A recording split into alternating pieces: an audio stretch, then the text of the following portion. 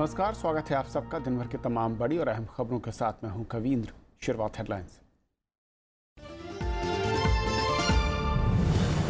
मुस्लिम personal law board का supreme court में नया हलफनामा। 3 तलाक को बताया गैर जरूरी परंपरा, सामाजिक बहिष्कार की चेतावनी।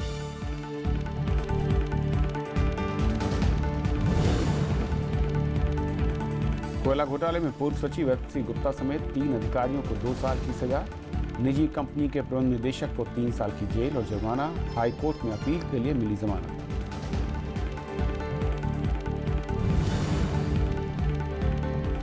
कश्मीर में घुसपैठ की कोशिश के बाद सीमा पर बढ़ी चौकसी। नौगाम मुठभेड़ में 4 आतंकी ढेर, 3 जवान हुए शहीद। गृह मंत्री ने दिया कश्मीर समस्या के स्थायी समाधान का भरोसा।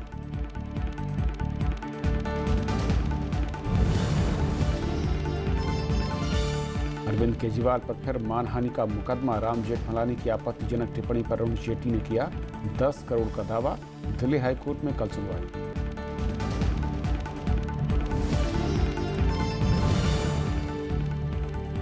देश से तेज रफ्तार वाली ट्रेन तेजस शुरू। एलईडी टीवी, वाईफाई जैसी सुविधाओं से लैस। 2680 रुपए में मुंबई से गोवा का सफर।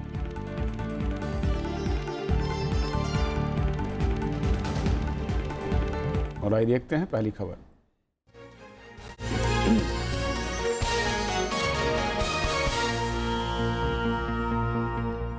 जम्मू कश्मीर में सीमा पार से लगातार आतंकी घुसपैठ को देखते हुए सीमा पर चौकसी बढ़ा दी गई है। सेना ने कुपवाड़ा में कल 36 घंटे तक मुठभेड़ के बाद 4 आतंकियों को ढेर कर दिया। ऑपरेशन में सेना के 3 जवान भी शहीद हुए, जिन्हें आज श्रद्धांजलि दी गई। जम्मू कश्मीर में बर्फ पिघलने के साथ ही सीमा पार से आतंकियों की घुसपैठ की कोशिश तेज हो गई, लेकिन मुस्तैद सुरक्षा बल इसे नाकाम करने में जुटे हैं। जम्मू कश्मीर के नौगाम सेक्टर में 2 दिन चली मुठभेड़ में 4 आतंकवादी मारे गए और सेना के 3 जवान भी शहीद हो गए। रक्षा बलों को मुठभेड़ स्थल से हथियार, गोला बारूद और अन्य सामान बरामद हुआ है। पाकिस्तान की तरफ से बहुत से टेररिस्ट यहाँ आ रहे हैं, उसकी खबर मिल रही है और उसी में जो हंदवाड़ा में हुआ और हफरूड़ा फॉरेस्ट में हुआ, उसमें एक कांटेक्ट हुआ था और अभी भी वहाँ फ़ौज पूरी तरह से तैनात है और मुस्तैद है और मुझे पूरा यकीन है कि जो टेररिस्ट हैं उनको हम न्यूट्रलाइज करेंगे। रक्षा मंत्री अरुण जेटली ने नौगाम में शहीद हुए जवानों को श्रद्धांजलि दी है। उन्होंने ट्वीट कर कहा कि देश को बहादुर सैनिकों पर नाज है, जिन्होंने सीमा पार से घुसपैठ की कोशिश को नाकाम करते हुए जान की बाजी लगा दी। सैनिक हैं, हमारी फौज है, सिक्योरिटी फोर्सेस के लोग हैं, पुलिस है, अपनी कुर्बानियां देते हुए जिस प्रकार से देश की रक्षा कर रहे हैं, और ये प्रॉक्सी वार है और आने वाले वक्त में बाकी मिलिटेंसी को समाप्त किया जाएगा। उस तरीके का पूरा कम्प्रिहेंसिव प्लान बना है। ये मुठभेड़ शनिवार को उस वक्त शुरू हुई जब आतंकी हंदवाड़ा इलाके में नौगाम सेक्टर की नियंत्रण रेखा से घुसपैठ की फिराक में थे। पाकिस्तान की ओर से हाल के दिनों में कई बार संघर्ष विराम का उल्लंघन किया गया है, जिसके चलते सीमाई इलाकों के कई गांवों को खाली कराया गया था। वहीं कश्मीर घाटी में जारी तनाव को लेकर केंद्रीय गृह मंत्री राजनाथ सिंह ने भरोसा दिलाया है कि कश्मीर समस्या का स्थायी समाधान निकाला जाएगा। मैं आपको यकीन दिलाना चाहता हूं, कश्मीर की समस्या का परमानेंट सलूशन हमारी गवर्नमेंट निकालेगी, अस्थायी समाधान उसका निकालेगी, क्योंकि हम इस सच्चाई को जानते हैं, कश्मीर भी हमारा है, कश्मीरी भी हमारे हैं और कश्मीरियत भी हमारी है। कश्मीर घाटी में आतंकी घटनाओं के साथ ही सुरक्षा बलों के खिलाफ प्रदर्शन और पत्थरबाजी की घटनाओं में इजाफा हुआ है, जिसको लेकर दक्षिण कश्मीर में तनाव के हालात हैं। Bureau report, Rajya Sabha TV. और कश्मीर पर और बातचीत करने के लिए हमारे साथ खास मेहमान वरिष्ठ पत्रकार अनिल आनंद साहब हैं। स्वागत है सर आपका। धन्यवाद। जिस तरीके के हालात हैं, एक तरफ मुठभेड़ लगातार मैं कहूँ कि वो जारी है।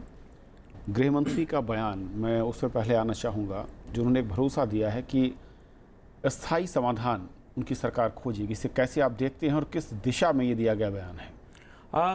मुझे नहीं मालूम कि उनका क्या अभिप्राय था जब उन्होंने कहा कि स्थायी समाधान। हर सरकार, जो पहली सरकारें भी, वाजपेयी जी की सरकार भी, डॉक्टर मनमोहन सिंह की सरकार भी, अब भी चेष्टा यही रहती है कि इसका परमानेंट हल कोई निकले। अब गृह मंत्री राजनाथ सिंह जी ने कहा है, अगर समाधान कुछ उनके जहन में है, किस तरह का वो सोच रहे हैं, इसका अभी कोई पब्लिकली या किसी डिस्कशन में कहीं आया हो अभी तक सुनने को नहीं मिला।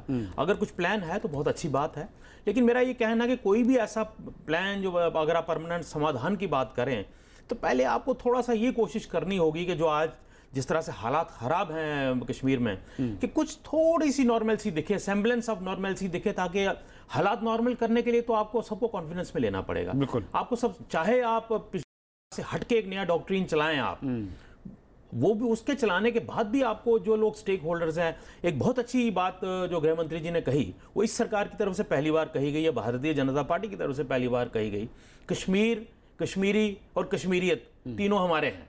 ये बहुत अच्छी स्टेटमेंट है, इसमें कुछ पॉजिटिविटी छलकती है, लेकिन मुझे लगता है इस स्टेटमेंट को आगे बढ़ाना पड़ेगा उनको।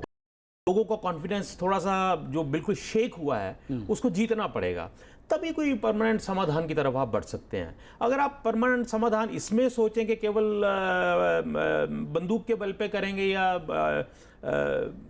शक्ति दिखा के करेंगे, तो मुझे लगता है वो बड़ी लॉन्ग ड्रॉन बैटल होगी। ठीक है, स्टेट जो है वो अथॉरिटी के साथ चलती है और चलनी भी चाहिए। जो लोग गलत कर रहे हैं, जैसे हुर्रियत के लोग जिस तरह की हरकतें करते हैं, या कुछ और नए ग्रुप्स पैदा हुए हैं, या पाकिस्तान ट्रेंड टेररिस्ट आके जो है वो डिस्टर्बेंसेस क्रिएट करते हैं, उनको स्टेट को डील करना ही है। और स्टेट जब तक ताकत नहीं अपनी दिखाएगी, ऐसा एलिमेंट डरेगा नहीं।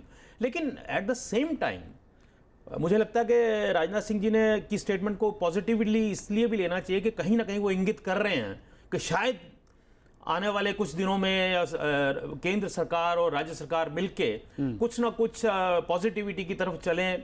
एक तो स्टेट की अथॉरिटी रेस्टोर करने की बात तो है, लेकिन वो जिस तो है। तरीके के हालात पिछले कुछ हफ्तों में कहूँ हैं, लगातार उसमें कोई बदलाव नहीं दिख रहा है, और जिस संवाद की बात या फिर जिस यूथ की नाराजगी को खत्म करने की बात हो रही थी, उस दिशा में जो कदम उठाए गए हैं वो कितने प्रभावी या फिर कितने नाकाम नजर आए आपको? देखिए, आपने बहुत सही कहा, कोई ये पहली बार बहुत दिन के बाद हुआ है कि एक स्टेटमेंट में, तभी इसको पॉजिटिव ले रहा हूं, जब उन्होंने कश्मीरी आवाम को किसी ना किसी तरीके से, इनडायरेक्ट तरीके से, डायरेक्ट भी नहीं कहा है कि कश्मीर तो कहते हैं कि हमारा अंग है, कश्मीरियत और कश्मीरी भी हमारे हैं। ये एक बड़ी सिग्निफिकेंट स्टेटमेंट है गृह मंत्री जी की। मुझे लगता है इस स्टेटमेंट को आगे पूरी सरकार को आगे बढ़ाना चाहिए और खुल के इस बात पे आना चाहिए। और ये मैसेज एक लाउड एंड क्लियर है कि जो लोग देश विरोधी कार्य कर रहे हैं उनको नहीं बख्शा जाएगा। बहुत बढ़िया है, लेकिन एट द सेम टाइम आप ये नहीं कह सकते कि पूरे का पूरा कश्मीर जो है वहाँ देश विरोधी रहते हैं। अलग सोच के लोग हैं, दूसरे सोच के लोग भी हैं, लेकिन ऐसे हालात जब बन जाते हैं तो कई फैक्टर्स आ जाते हैं जिसकी वजह से कुछ लोग डर के मारे नहीं बोलते, कुछ लोग एक इमोशनल कंटेंट हो जाता है कि एक ही भाव में बह जाते हैं। तो इन सारे फैक्टर्स को ध्यान में रखना पड़ेगा केंद्र सरकार को भी, राज्य सरकार को भी। मैं फिर वही कह रहा हूँ, गृह मंत्री राजनाथ सिंह जी की आज की मैं इस स्टेटमेंट की तारीफ करता हूँ और मुझे उम्मीद है कि वो आगे बढ़ाएंगे इस भावना को। यूथ को लेकर जो रिपोर्ट्स वहां से आई कि यूथ के लिए जिस तरह की स्कीम्स की घोषणा राज्य सरकार और केंद्र ने शुरू की थी, उसका बहुत बुरा हाल है। वो टारगेट छोड़ दीजिए, उसका 10वां हिस्सा तक उसमें अब तक कंप्लीट नहीं हुआ है। और जो यूथ की नाराजगी हाल के दिनों में दिखी है, इसे कैसे खत्म करने की दिशा में स्थानीय सरकार वहां पर आगे बढ़ रही, क्योंकि सबसे बड़ी जिम्मेदारी वहां पर उसी गठबंधन सरकार की है। जी बिल्कुल। देखिए, अब कोई स्कीम अगर इंप्लीमेंट नहीं हुई तो किसकी जिम्मेदारी है? वो सीधे सीधे ये इंगित करता है कि राज्य सरकार जो है बिल्कुल डोरमेंट हो गई है, इनफेक्टिव हो गई है, मिस गवर्नेंस है। पिछले 1.5 साल में, 2 साल में कुछ पेशो कदम नहीं हुई, पॉलिटिकल क्राइसिस में उलझे हुए हैं दोनों अलायंस पार्टनर्स, इसलिए बाकी का सारा क्षेत्र जो है इग्नोर हो गया। और जब आप इग्नोर करते हैं, आपने जो वादे किए हैं जो डेवलपमेंट करने के लिए या एम्प्लॉयमेंट के लिए, जब आप इग्नोर करते हैं तो जो दूसरी ताकतें हैं, राष्ट्र विरोधी ताकतें, उनको मौका मिल जाता है इस सेंटीमेंट को एक्सप्लॉइट करने का। और पाकिस्तान तो इस मसले में बहुत धूर्त रहा है गत वर्षों में भी। जब कभी ऐसी कोई हालात थोड़ी सी भी बनती चिंगारी भी उठती है तो उसको शोले में बदलने की कोशिश होती है। वही जो आप आज के बुलेटिन के शुरू में आपने बताया कि फिर घुसपैठ की कोशिश हो रही और नाकाम की गई, तो अंदर के हालात ठीक नहीं से मुझे लगता है पाकिस्तान की शरारत बढ़ रही है। मौका मिल रहा है उसको। लेकिन हमारे सिक्योरिटी फोर्सेस कुर्बानी भी दे रहे हैं, लेकिन उनकी कोशिश को नाकाम भी कर रहे हैं। मेरा मानना है कि कोशिशें और बढ़ेंगी आने वाले 1-2-3 महीने में, क्योंकि बिल्कुल जब बर्फ पिघल रही है, पासेस या दर्रे जो क्रॉस करके वो पीओके की तरफ से उनके पाक 10 टेररिस्ट आते हैं, तो ये इस बार कुछ ज़्यादा पाकिस्तान वलवला दिखाने की कोशिश करेगा। अनलेस एंड अनटिल कि हम कुछ ऐसा करें कि हमारे अंदर के हालात जो हैं थोड़े उसमें सुधार आए, जनमानस के साथ वहाँ राबिता हो, ताकि उनका वो इमोशन जो है किसी और तरफ ना ले जा सके कोई शरारत पसंद। जी।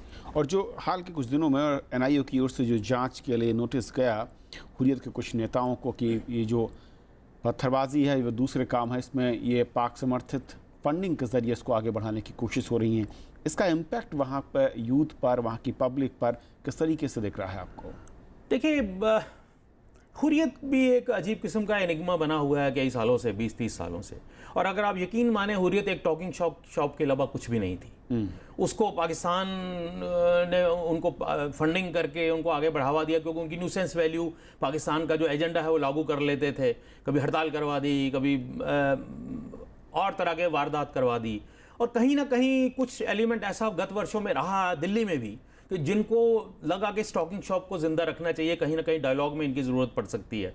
लेकिन हुर्रियत के लोग जो हैं वो कोई मास लीडर्स तो है नहीं। हाँ, उनमें से 2-3-4 लोग बड़े मंझे हुए पॉलिटिकल नेता थे, लेकिन वो मास लीडर है नहीं। उन्होंने बखूबी इस्लामाबाद और न्यू दिल्ली की स्ट्रेटजी को अपने फायदे के लिए यूज किया, इस्तेमाल किया, दोनों इस्तेमाल किया। लेकिन मैं आप ये बताना, ये कहना कि हुर्रियत कोई बहुत बड़ी रेलेवेंस वहां पे रखता है, कोई बहुत बड़ा मैस फॉलोइंग है उनकी, वो कभी ना था और ना है। बल्कि अब तो उनकी दुर्गति और भी हो चुकी है, क्योंकि एक नया किस्म का एक एलिमेंट आ गया। यूथ जो है वो, उन्होंने, लीडर तो कोई नहीं है उनमें, लेकिन उन्होंने हुर्रियत को दरकिनार कर दिया है। अब वो ना हुर्रियत की कॉल को मानते हैं, ना हुर्रियत के नेता की किसी डिक्टेशन को मानते हैं। इसलिए वो भी एक अजीब सा खतरा पैदा हुआ, क्योंकि हुर्रियत चाहे जितनी भी हो, सिमटी हो, 2-2 मोहल्ले के लीडर हो उनके, लेकिन वो एक आइडेंटिफाइड लीडरशिप थी। वो सियासत को जानते थे या जानते हैं। अब जो है एक नया एक्सपेरिमेंट जो पाकिस्तान भी इसको फ्यूल कर रहा है, वो ये है कि आपको बिल्कुल नए लोगों से, नौसंख्यों से डील करना है। और उसमें फिर बुरहान वानी जैसे एलिमेंट आ जाते हैं। और उसके आगे भी जिस तरह से आप नई टेक्नोलॉजी के साथ आप सब कुछ हो रहा है कि आप सोशल मीडिया पे बता रहे हैं हम क्या करने जा रहे हैं, या बंदूकें दिखा के फोटो खींच रहे हैं, तो लेकिन खतरा ये है कि कोई डिफाइंड लीडरशिप नहीं है। और शायद इसीलिए बातचीत किससे की जाए? नहीं, लेकिन मैं उसी बात पे आ रहा था। लेकिन ये डिटेरेंस नहीं होना चाहिए कि डिफाइंड लीडरशिप नहीं है तो बात कैसे करें। उसमें माशरे में, समाज में बहुत सारे लोग ऐसे होते हैं, कुछ अच्छी सोच वाले, कुछ बुजुर्ग, कुछ एकेडमिक्स, जो कहीं ना कहीं इन बच्चों से भी राब्ता रखते होंगे या रख सकते हैं। कोई किसी का टीचर है, किसी ने पढ़ाया है, कोई किसी के बुजुर्ग हैं, तो वो चीज़ें अब ढूंढनी पड़ेगी। अगर हुर्रियत रेलेवेंट भी हो गई है, हुर्रियत को ठीक है नकेल डाली गई है, भाई तुम पाकिस्तान से पैसे लेके हड़ताल करवा रहे हो, पत्थरबाजी करवा रहे हो, लेकिन उससे भी बड़ा एक खतरा हमारे सामने है। इसी वजह से मैं फिर उसी बात पे जा रहा हूँ, राजनाथ सिंह जी की आज की स्टेटमेंट। अगर कश्मीरियों को आप ओन कर रहे हैं तो मुझे लगता है इस भावना को आगे बढ़ाना चाहिए ताकि कॉन्फिडेंस मैसेज में बने। बिल्कुल अनिल साहब, बहुत शुक्रिया आपका इस चर्चा में शामिल होने के लिए। धन्यवाद। और ये थी पहली खबर। छोटा सा ब्रेक, और ब्रेक के उस पार दिन भर की दूसरी बड़ी खबर।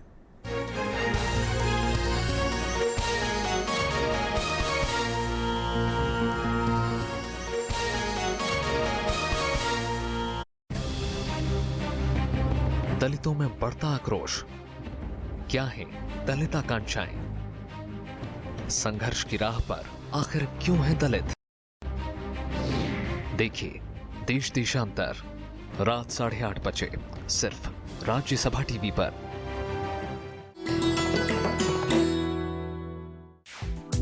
विजय लक्ष्मी पंडित, संयुक्त राष्ट्र महासभा की पहली महिला अध्यक्ष, देश की पहली महिला कैबिनेट मंत्री, भारतीय संविधान सभा की सदस्य, लोकसभा में फूलपुर सीट की नुमाइंदगी, संयुक्त राष्ट्र मानवाधिकार परिषद में देश का प्रतिनिधित्व। विजय लक्ष्मी पंडित के नाम है उपलब्धियां अनेक। नेहरू परिवार की ये सदस्य है देश की सफलतम राजनीतिज्ञों में से एक।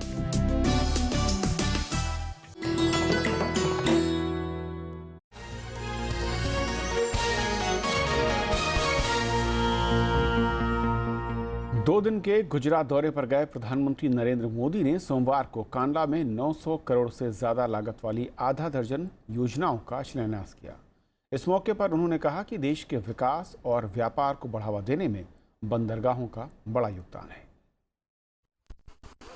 सोमवार को 2 दिन के दौरे पर गुजरात पहुंचे प्रधानमंत्री नरेंद्र मोदी का भुज हवाई अड्डे पर मुख्यमंत्री विजय रूपाणी समेत कई नेताओं ने स्वागत किया। इसके बाद प्रधानमंत्री ने कांडला में बंदरगाह से जुड़े विकास कार्यों और रेलवे ओवरब्रिज समेत आधा दर्जन परियोजनाओं का शिलान्यास किया। इस मौके पर प्रधानमंत्री ने कहा कि वैश्विक व्यापार में जगह बनाने के लिए अच्छे बंदरगाह बेहद जरूरी हैं। अगर भारत को इस वैश्विक अर्थव्यवस्था का लाभ उठाना है, विश्व व्यापार में भारत ने अपनी जगह पक्की करनी है, तो भारत के पास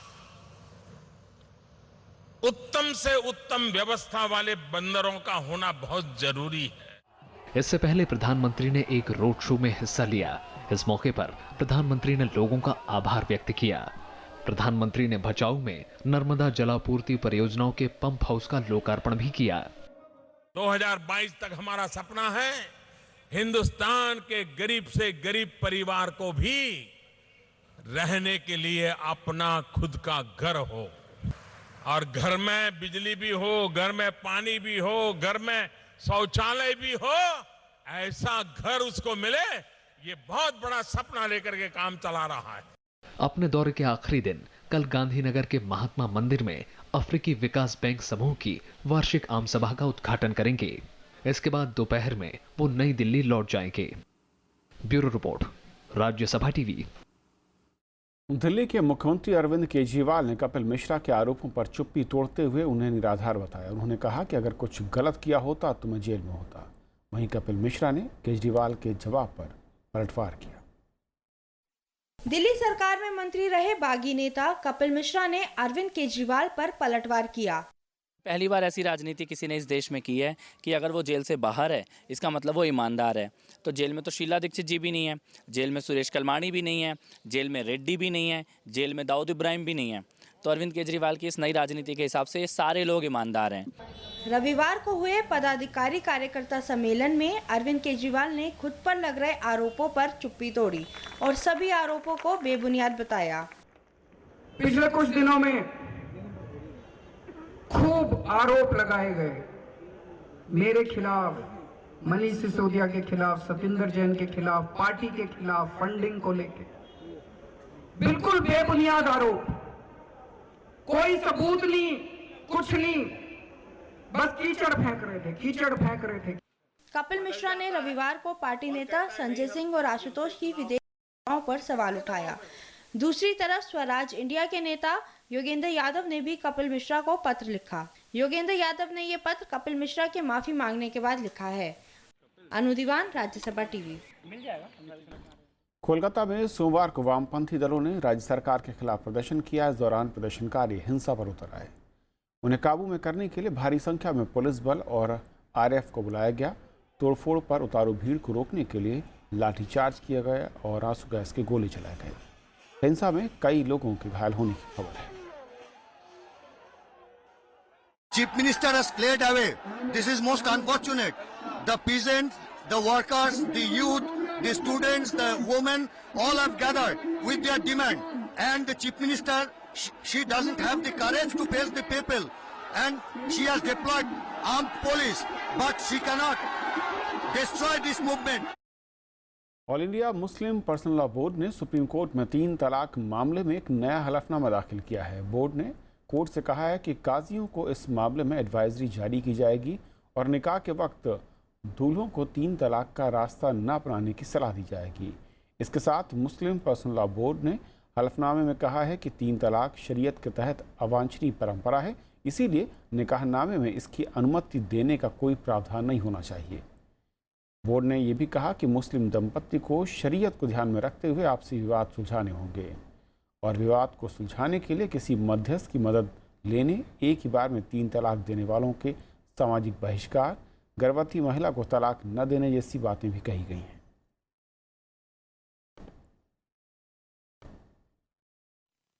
आमतौर से लोग तलाक का जिक्र नहीं किया करते थे। अब तलाक के बारे में खास तौर से औरत या उसके घर वाले अगर कोई बात कहते हैं शौहर की, भाई हमको ये बात आना चाहिए कि शौहर एक वक्त में 3 तलाक नहीं देगा बगैर किसी जवाज़ के, तो ये बात निकाहनामे में शामिल की जा सकती है। और अगर निकाहनामे में शामिल हो जाती है तो फिर शौहर जो है वो 3 तलाक एक वक्त में नहीं दे सकता। कोर्ट से ये पूछ लें कि आप कैसे सारे काजी को एडवाइजरी जारी कर सकते हो। सारे काजी इनके अंडर में नहीं आते, ऐसा कोई इनके पास लीगल सैंक्टिटी नहीं है, ना रिलीजियस सैंक्टिटी है कि सारे काजी को गवर्न करेंगे। तो ये सारी चीजें जो हैं वो गुमराही की तरफ, गुमराह करने की तरफ ले जाती हैं। कोयला आवंटन घोटाले में सीबीआई की स्पेशल कोर्ट ने आज सजा का ऐलान किया। कोर्ट ने पूर्व कोयला सचिव HC गुप्ता और 2 पूर्व अधिकारियों को 2 साल कैद की सजा सुनाई है। साथ ही 1-1 लाख रुपए का जुर्माना लगाया है। इसके अलावा इस मामले में दोषी पाई गई private firm Kamal sponge steel and power limited पर भी 1 करोड़ रुपए का जुर्माना लगाया गया। वहीं कंपनी के मैनेजिंग डायरेक्टर पवन कुमार अहलूवालिया को 3 साल जेल की सजा सुनाई गई और 30 लाख रुपए का जुर्माना लगाया गया। दिल्ली हाईकोर्ट ने आज पूर्व दूरसंचार मंत्री दयानिधि मारन, उनके भाई कलानिधि मारन से सीबीआई की याचिका पर जवाब मांगा है। विशेष अदालत ने एयरसेल मैक्सिस से रिश्वत मामले में मारन बंधुओं समेत सभी आरोपियों को बरी कर दिया था। इस फैसले को सीबीआई ने हाईकोर्ट में चुनौती दी। मामले की अगली सुनवाई 29 अगस्त को होगी। ईडी भी मारन बंधुओं और अन्य को मनी लॉन्ड्रिंग मामले में बरी किए जाने के फैसले को उसने चुनौती दे रखी है। वित्त मंत्री अरुण जेटली ने दिल्ली के मुख्यमंत्री अरविंद केजरीवाल पर आज एक मानहानि का और केस दर्ज कराया। जेटली के वकीलों ने दिल्ली हाई कोर्ट में 10 करोड़ रुपए की मानहानि का मुकदमा दर्ज किया। अरविंद केजरीवाल और आम आदमी पार्टी के कई नेताओं पर पहले से ही मानहानि के केस चल रहे हैं, जिसकी सुनवाई के दौरान केजरीवाल के वकील राम जेठमलानी ने अरुण जेटली के खिलाफ आपत्तिजनक टिप्पणी की थी और जेठमलानी ने इसे केजरीवाल की ओर से की गई टिप्पणी करार दिया था। जो केजरीवाल जी के इंस्ट्रक्शंस पे जेठमलानी जी ने जो कोर्ट में जेटली साहब के खिलाफ एलिगेशंस लगाई थी, जो कोर्ट रिकॉर्ड में अब परमानेंट रिकॉर्ड हो गया है, उसके खिलाफ फ्रेश कॉज ऑफ एक्शन है, इसलिए फ्रेश सूट 10 करोड़ का फाइल कराया जेटली साहब ने। बाबरी विध्वंस मामले में सीबीआई की विशेष अदालत में अगली सुनवाई 24 मई को होगी। सुप्रीम कोर्ट के आदेश के बाद विशेष अदालत में 20 मई को मामले की दैनिक आधार पर सुनवाई शुरू की गई थी, लेकिन 6 में से एक अभियुक्त सतीश प्रधान अदालत में पेश नहीं हुए और उसके बाद सुनवाई बुधवार तक के लिए टाल दी गई। सुप्रीम कोर्ट ने 19 अप्रैल को आदेश दिया था कि स्पेशल कोर्ट मामले की रोजाना सुनवाई करे और 2 साल के अंदर अपना फैसला दे।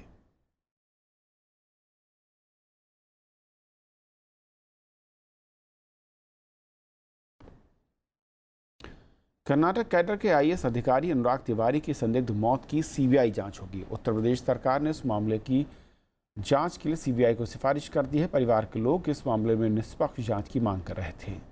अनुराग तिवारी परिवार ने आज मुख्यमंत्री आदित्यनाथ योगी से मुलाकात की। मुख्यमंत्री ने उन्हें जांच का भरोसा दिया। लखनऊ के हजरतगंज थाने में पुलिस ने अज्ञात लोगों के खिलाफ मामला दर्ज किया था और इस मामले की जांच एसआईटी ने कर्नाटक सरकार से अनुराग तिवारी से जुड़े कई सवालों के जवाब मांगे हैं। रेल मंत्री सुरेश प्रभु ने आज वीडियो कॉन्फ्रेंसिंग के जरिए तेजस एक्सप्रेस ट्रेन को हरी झंडी दिखाकर मुंबई से गोवा के लिए रवाना किया। टीवी, एलईडी और वाईफाई जैसी अत्याधुनिक सुविधाओं से लैस इस ट्रेन की हर बोगी में 78 सीट की क्षमता के साथ 12 एसी चेयर कार होंगी। ये ट्रेन हफ्ते में 5 दिन चलेगी। तेजस का किराया शताब्दी एक्सप्रेस से 20% ज़्यादा रखा गया है।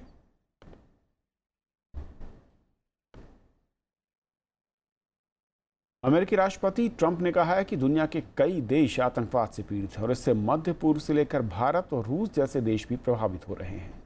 रविवार को सऊदी अरब की राजधानी रियाद में मुस्लिम देशों के नेताओं को संबोधित करते हुए ट्रंप ने कहा कि धर्म के नाम पर आतंकवाद का खेल अब खत्म होना चाहिए।